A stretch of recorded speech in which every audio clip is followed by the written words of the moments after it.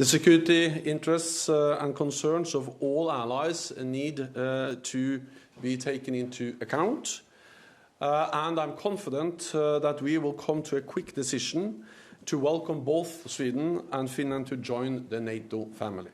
We're addressing the concerns that Turkey has expressed, because when an important ally as Turkey raises security concerns, raises issues, then of course the only way to deal with that is to sit down and find ways to find a common ground and an agreement on how to move forward.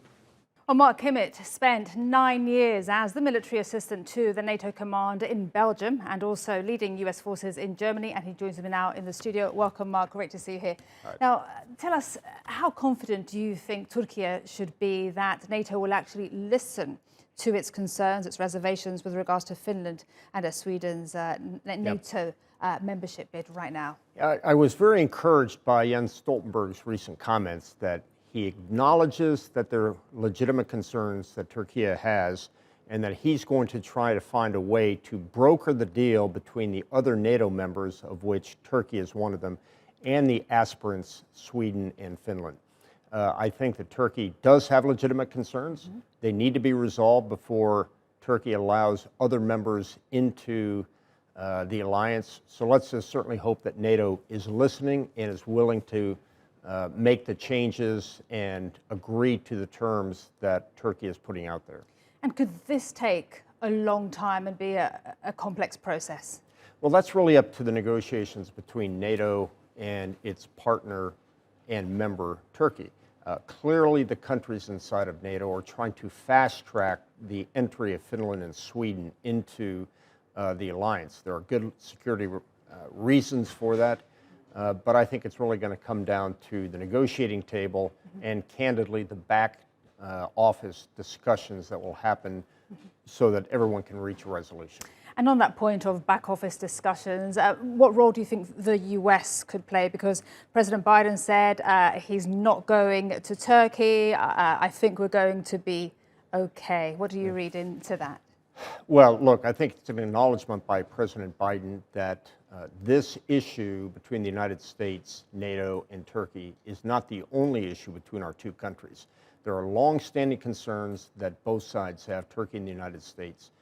Obviously, Turkey has been concerned about the F-35 program, the alignment of the United States with the YPG, Gulen inside of the United States.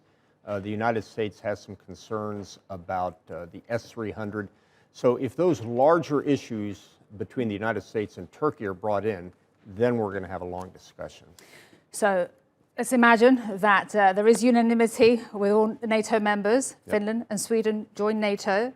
How do you think Russia will react? Because we just heard there from Maria Zakharova from Russia's foreign ministry saying, Dasha Chernyshova, our correspondent, said that the reaction could be a surprise from Russia. Well, I think we've heard this surprise noise a lot from Russia, but Russia reasonably looks at the entry of these two countries into NATO as a potential threat. It's not just the 600-mile border that Finland has with Russia, but it's also the fact that the Baltic Sea would now be a NATO sea, and the Baltic fleet of the Russian Navy is a critical part of their national defense.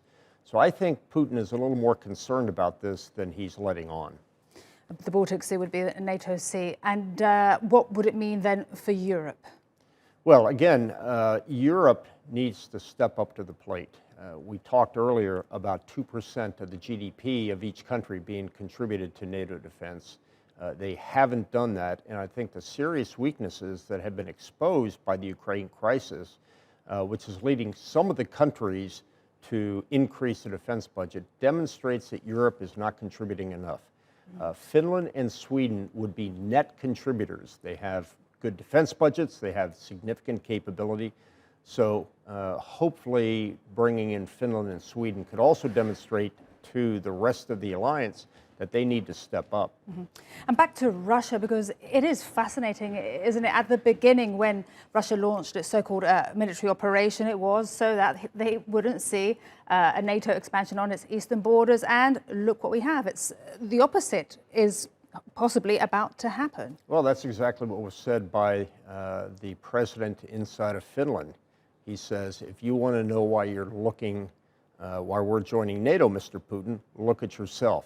So that he expected that the West was weak. They needed gas more than they needed Ukraine. But it is a significant and surprising, in my view, result that NATO has shown such unanimity in the Ukraine crisis. And just one last one on NATO, unanimity and what's happening in Odessa, the food crisis we're talking about. Shouldn't more be done? You know, we're warning that there's a pending, looming food crisis. We possibly are in one right now.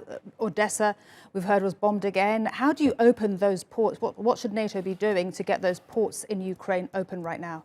Well, that's an important point, Marie. I think the first aspiration of the Russians was to do a land assault into Odessa, making Ukraine a landlocked country. By doing that, Putin would be cutting off the significant wheat and agricultural supplies to the rest of the world. As you said, we're in right now a food crisis. This will not be solved by an attack on the Black Sea fleet to break the blockade. It's going to have to come down to some sort of negotiations. I really believe we're getting near that point where the war is going to become a frozen conflict, so at which point any progress will have to be made at the negotiating table, because it's not going to be made on the battlefield. On that note, we'll leave it there. Thank you so much, Mark Kimmitt. A pleasure to have you here in the studio. Thanks for having me. Appreciate it.